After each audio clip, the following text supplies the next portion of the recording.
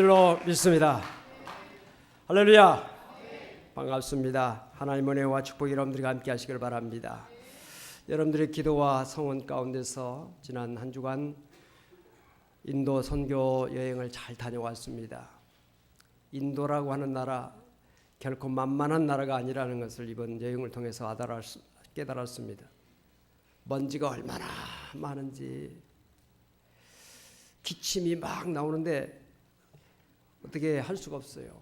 그게 마스크가 없어가지고 그곳에 가니까 이 마우라 같은 것을 많이들 하더라고요. 누가 하나 줘가지고 그것을 계속 코를 막고 차를 타고 가는데 계속 기침이 나오고, 그래서 주일날 설교를 못한 줄 알았습니다. 근데 하나님께서 기적적으로 또 설교 시간에는 기침을 탁 먹게 해주셔서 설교를 하나님의 은혜 가운데 잘 했고요. 참 먼지 많죠. 얼마나 지저분한지. 곳곳에 쓰레기가 쌓여있고요. 개들이 막 동네 개들이 돌아다니는데 거기는 임자 없는 개들이 많아요. 그 쓰레기통에서 쓰레기를 이렇게 먹고, 돼지들도 길거리 돼지들도 막 돌아다니고, 소들도 돌아다니고, 쓰레기통에서 소들이 뭘 먹을 걸 찾고, 도로에 차, 또 무슨 마차, 소, 돼지, 개, 심지어 고속도로에도 뭐 이런 뭐 잡다한 것들이 다니고, 질서가 없는 그런 나라에서 참 한 주간을 지내기가 너무 힘들었고요. 음식이 얼마나 안 맞는지, 제가 거기에 있는 동안에 2kg가 줄었어요.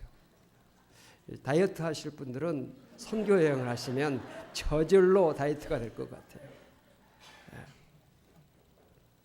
근데 하나님 은혜 가운데 또 무사히 잘 갔다 왔습니다.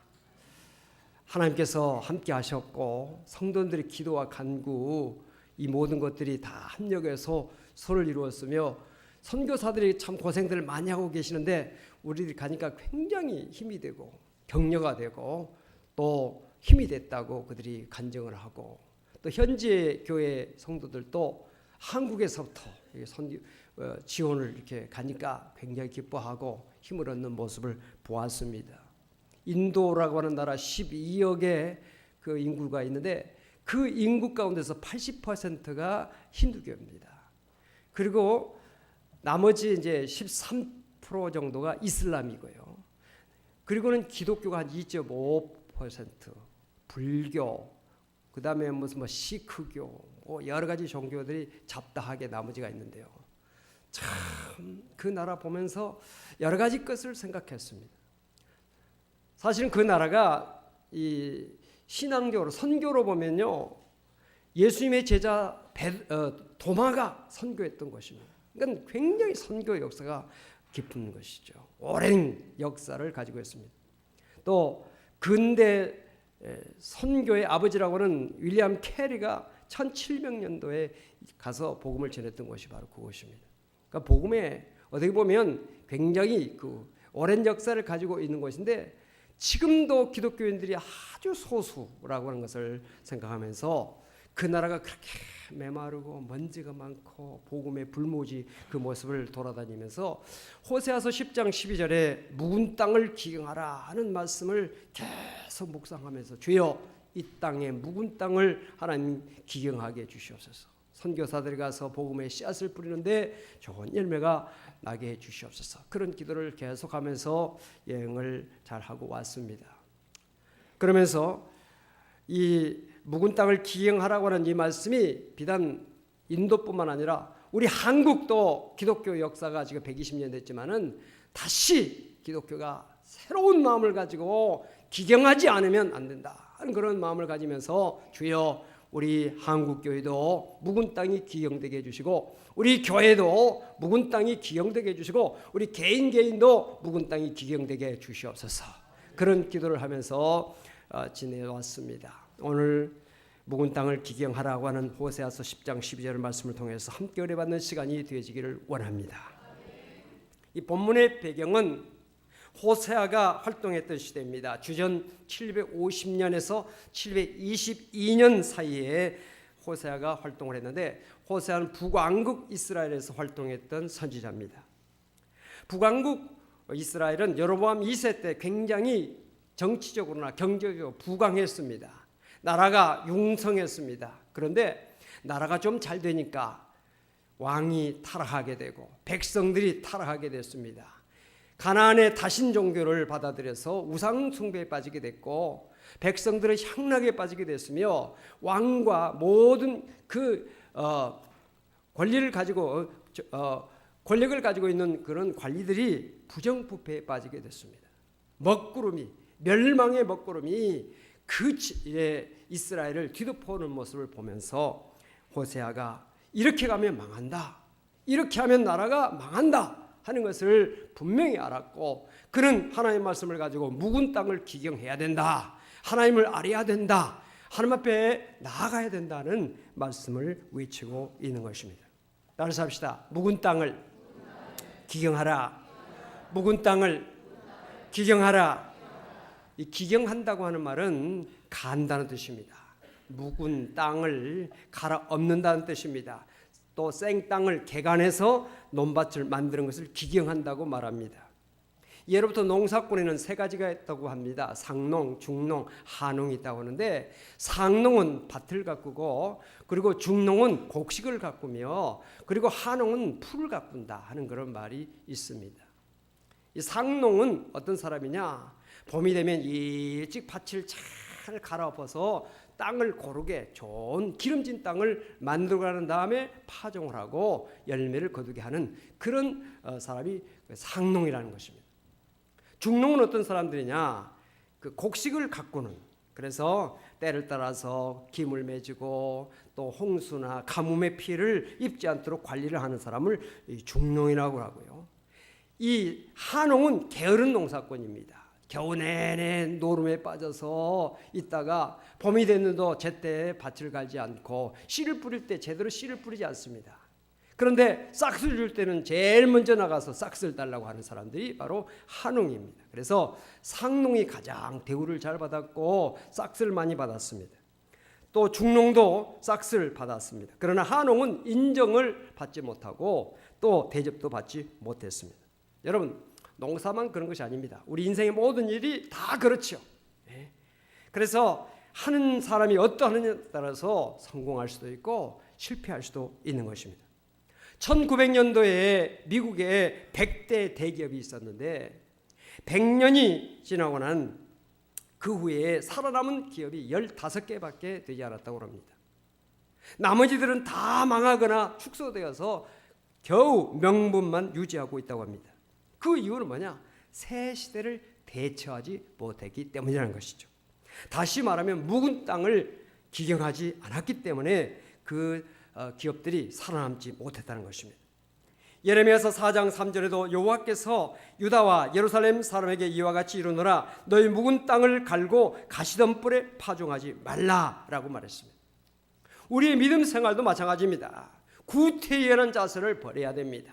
옛 습관, 옛 버릇을 버려야 됩니다. 오늘도 주의 전에 나왔는데 1시간 예배드리고 그저 가지, 이런 마음을 가지고 나와서는 안 된다는 것입니다. 마음을 새롭게 해야 됩니다.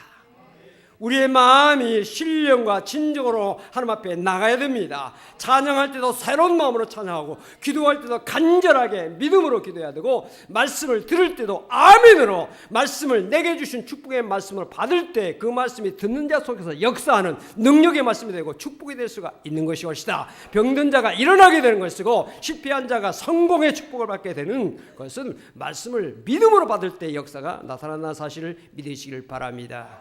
한 사람도 눈을 감거나 딴 생각하거나 헛된 생각에 사로잡혀서 이 시간 보낸 자, 허탄하게 이 시간 보낸 자 없게 되시길 바라고, 신령과 진정으로 예배하는 성도가 되어지기를 주의 이름으로 축원을 드립니다. 저 지하에서 아이들과 예배를 드리고 있는 분들도 아이의 정신을 너무 빠뜨리지 말고 말씀에 집중하시고 예배에 집중하시기를 바랍니다. 2층이나 또는 저 뒤에서 계신 분들도 정말 마음을 하나님 앞에 향하고 믿음으로 하나님 앞에 찬양하고 기도하고 말씀을 믿는 가운데 여러분에게 놀라운 하나님의 역사가 임하게 되시기를 주의 이름으로 축원을 드립니다. 묵은 땅을 기경하라 하는 겁니다. 잘못된 것이 있으면 새롭게 해야 됩니다. 우리의 지금까지 구태연했던 것, 형식적인 것 다 우리는 떨쳐버려야 됩니다. 하나님은 중심을 보시니까 우리 중심 하나님 앞에 믿음으로 나가는 그런 시간 순간순간이 된다는 말씀인 것입니다. 오늘도 하나님의 영이 여러분들 한 사람 한 사람에게 함께 하시길 주님으로 축원합니다. 두 번째로 공의를 심고 인애를 거두라고 말씀했습니다. 이 공의라고 하는 말은 정의라고도 말하기도 하고 의라고 말할 수 있습니다. 영어로 righteousness입니다. 이것은 단순한 어떤 옳고 그름을 뜻한 것이 아닙니다. 공의를 심고 인애를 거두라고 하는 말은 인애를 거둘 수 있는 공의를 심으라는 뜻입니다. 다시 말하면 우리의 신앙이 옳고 그름만 따져서 하는 것이 아니 옳시다. 옳고 그름을 통해서 사랑이 나타낸다는 뜻이에요. 그래서 우리의 삶 속에 공의가 흐르되 사랑의 열매를 맺을 수 있어야 한다는 것입니다. 인애라고 하는 말은 히브리어로 헤세드입니다. 그 뜻은 사랑이란 뜻이지요. 그 사랑은 어떤 사랑이냐? 의무나 책임이 없음에도 불구하고 기꺼이 베푸는 호의, 그리고 기꺼이 베푸는 긍휼, 이것을 인애라고 말합니다. 하나님의 사랑이 인애인 것입니다. 헤세드의 사랑인 것입니다. 아가페의 사랑이 옳시다. 이것이 바로 이 인애라는 것이에요. 그래서 공의를 심어서 인애를 거두어야 한다는 것입니다. 오늘 여러분들의 삶 속에 공의를 심어서 인애를 거두는 축복이 함께 하시기를 주 이름으로 축원을 드립니다. 인생은 바로 씨를 뿌리는 것과 같아요. 그래서 좋은 것을 심으면 좋은 것을 거둡니다. 콩 심으면 콩이 나고 팥을 심으면 팥이 나는 것입니다. 우리가 의롭게 살고 바르게 살고 믿음으로 살면 반드시 하나님께서 축복 주신다는 사실을 믿으시기를 바랍니다. 3호 특수 대표 장성규 장로님에 대한 간증을 제가 들어보니까 그 장로님이 그 어렸을 적에 아버지 그러니까 굉장히 그 불교 신자였대요. 그래서 집안에 이 불상이 60년 동안 있었다는 것입니다. 그 아버지가 불교를 그렇게 독실하게 그렇게 했는데 그 암에 걸려서 돌아가시기 전에 6개월 전에 복음을 전해받고 예수를 믿게 됐다는 것입니다.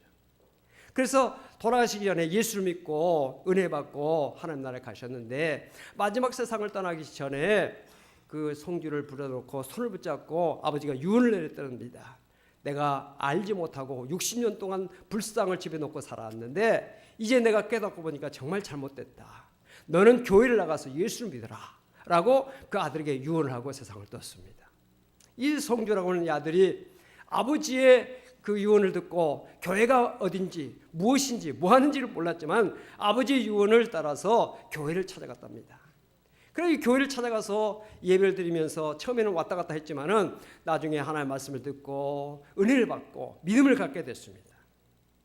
그리고 믿음을 갖게 되면서 사업을 시작하게 됐는데 사업을 시작하기 전에 하나님 앞에 기도했습니다. 하나님, 내가 사업을 하려고 하니 하나님 축복해 주시옵소서. 그래가지고 그 당시에 망해가는 그 3호 특수라고 하는 그런 그 기업을 인수를 했어요. 처음에 3명 4명으로 시작할 때부터 하나님 앞에 기도하고 토요일 날 되면 직원들이 적은 숫자지만 함께 모여서 기도하고 예배를 드리면서 그 사업을 시작했어요.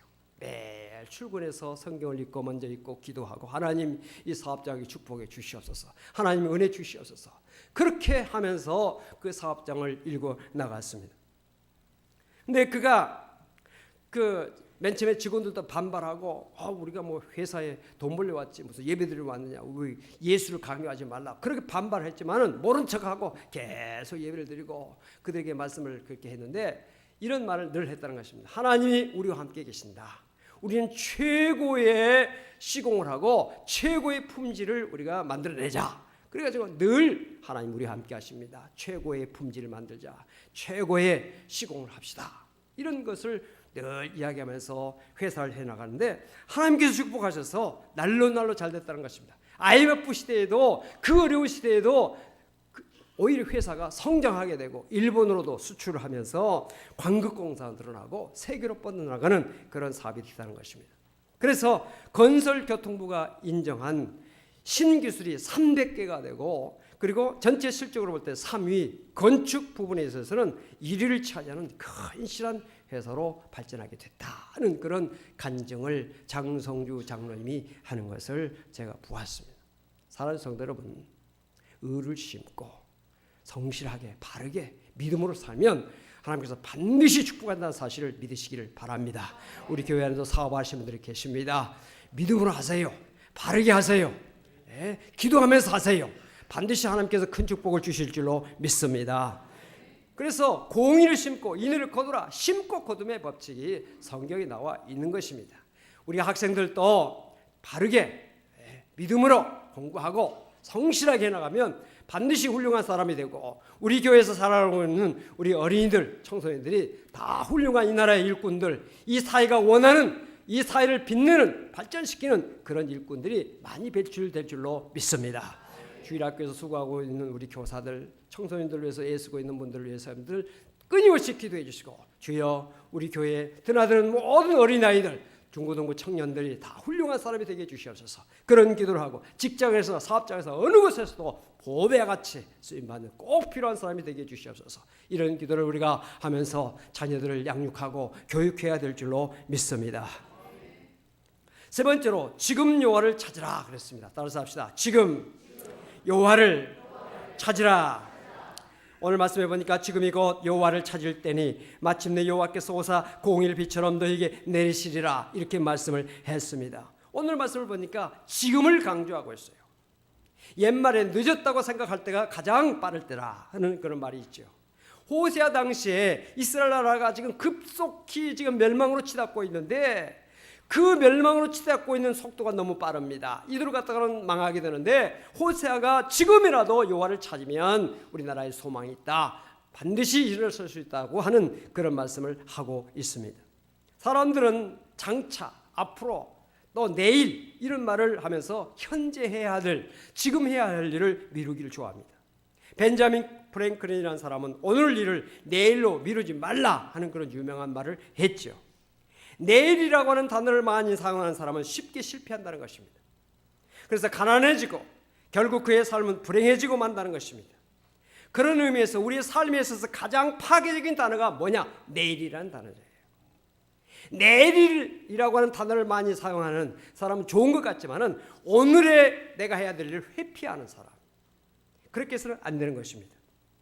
좋은 기업을 넘어 위대한 기업으로라는 그 책을 쓴 짐 콜린스라고 하는 사람이 있습니다. Good to Great 이죠. 좋은 기업을 넘어서 위대한 기업으로 가자.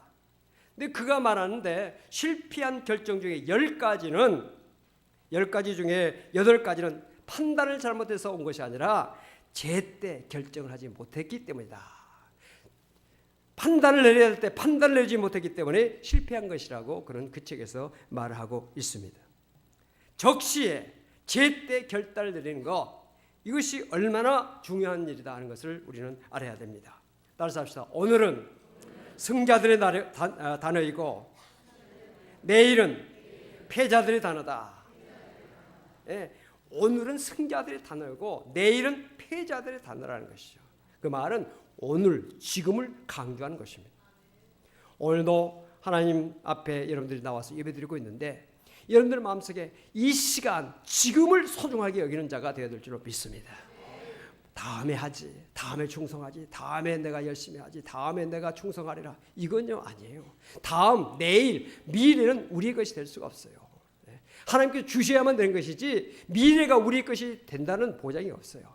우리에게 확실하게 있는 것은 지금 이 시간뿐이에요. 과거는 이미 지나갔어요. 지금이 중요한 것입니다.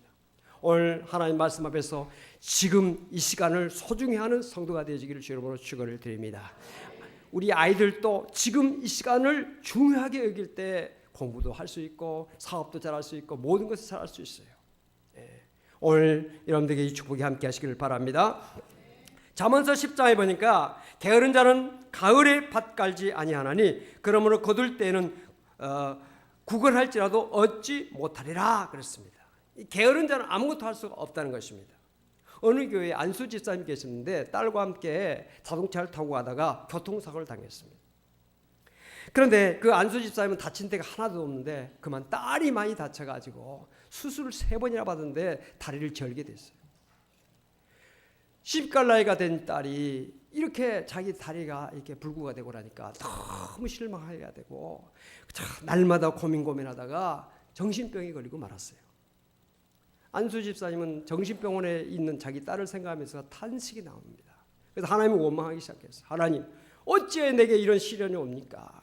어찌해 하필이면 내게 이런 어려움이 옵니까? 라고 하나님을 원망하고 하나님 앞에 기도하는 가운데 그 마음에 성령의 책망을 받았어요.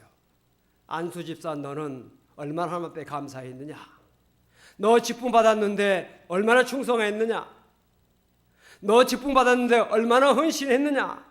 얼마나 기도했느냐? 하는 그런 마음의 가책이 왔어요. 성령의 책망을 받았어요. 그때 그의 눈에서 눈물이 흘려졌습니다. 하나님, 내가 정말 잘못했습니다.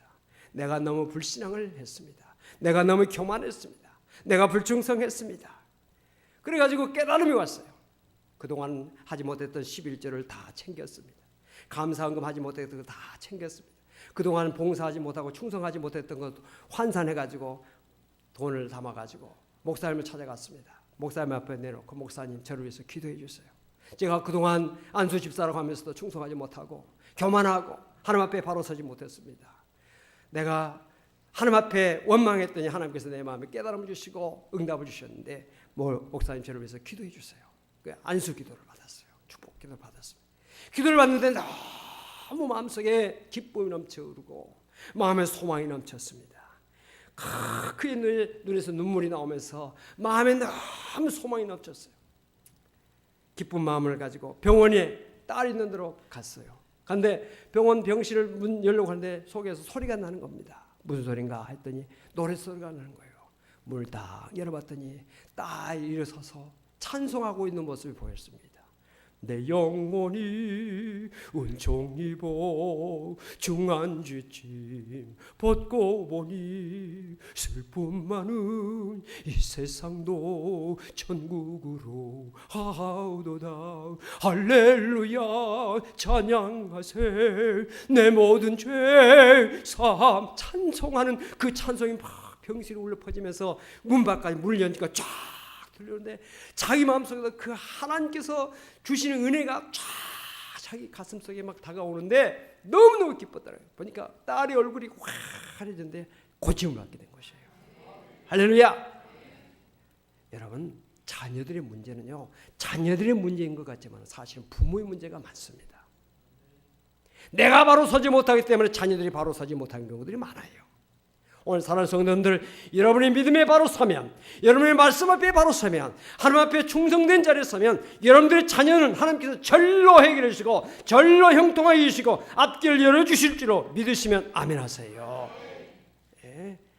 자녀는 여호와의 주신 기업이라고 그러지 않았습니까?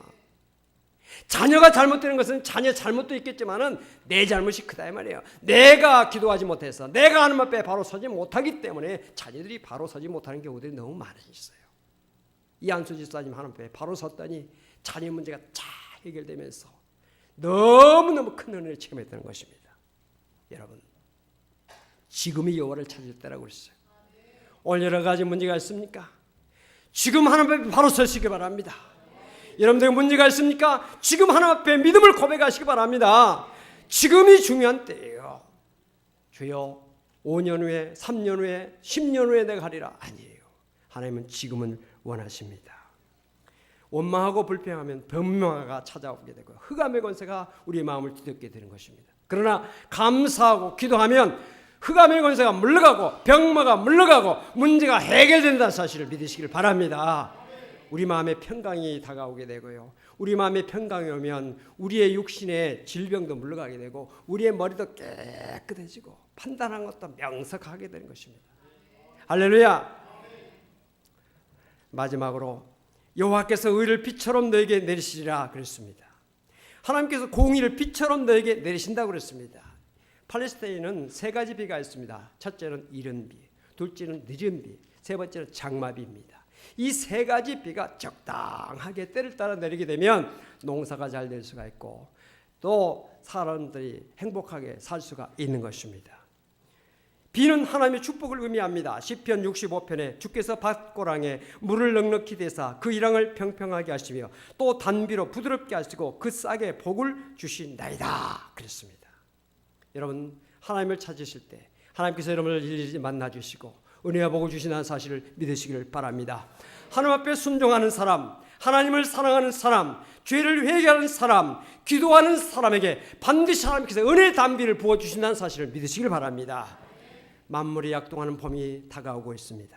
묵은 땅을 기경하는 성도가 되시기를 바랍니다. 성도 여러분의 믿음이 생동하고 능력 있는 믿음이 되어지길 바랍니다. 하나님 앞에 교만한 마음이 있으면 그 교만한 마음을 다 꺾어버리고 불순종할 마음을 벗어버리고 하나님 앞에 겸손하게 순종하시길 바랍니다. 하나님을 가까이 하는 성도가 되시길 바랍니다. 말씀과 기도를 가까이 하시길 바랍니다. 11조와 감사의 물에 충성하시길 바랍니다. 주일을 성수하시길 바랍니다. 주일 오후 예배, 수요 예배, 금요 심야 예배 여러분들 소중하게 여기시고 시간 하나님 앞에 나와 은혜 받는 성도가 되시길 바랍니다. 하나님께서 반드시 축복을 빛처럼 여러분들에게 부어주실 줄로 믿습니다. 기도하십시다. 살아계신 아버지 하나님 감사합니다. 하나님께서 우리 사랑하는 성도들을 묵은 땅을 기경하게 해주시옵소서. 구태연한 삶의 자리를 떨쳐버리게 하시고 겸손과 순종한 마음으로 하나님 앞에 믿음으로 나가서 하나님께 주시는 은혜의 담비를 다 체험하는 성도들 되게 하여 주시옵소서. 가정에 주시는 은혜의 담비, 기업과 직장 생활에 주시는 은혜의 담비를 체험할 수 있도록 하나님 도와주시고 역사하여 주옵소서. 한 사람도 메마른 가운데 사는 자 없게 도와주시고 황폐한 가운데 살게 하지 않게 하여 주시옵소서. 병맛 속에 몸부림치며 고통당한 자 한 사람도 없게 하여 주옵소서. 질병을 다 치료해 주시고 마음의 모든 문제를 해결해 주시고 하나님 가정의 문제, 사업의 문제, 직장의 문제, 자녀들의 문제를 해결하여 주옵소서. 늘 감사하며 찬송하며 영광 돌며 사는 일에 부족함이 없도록 날마다 세임과 능력을 더하여 주옵소서. 신령과 진정으로 하나님 앞에 나가는 성도들 되어서 영육 간의 풍성한 은혜와 축복을 누리는 성도들 되게 하여 주시옵소서. 예수 그리스도로 간절히 기도하옵나이다. 아멘.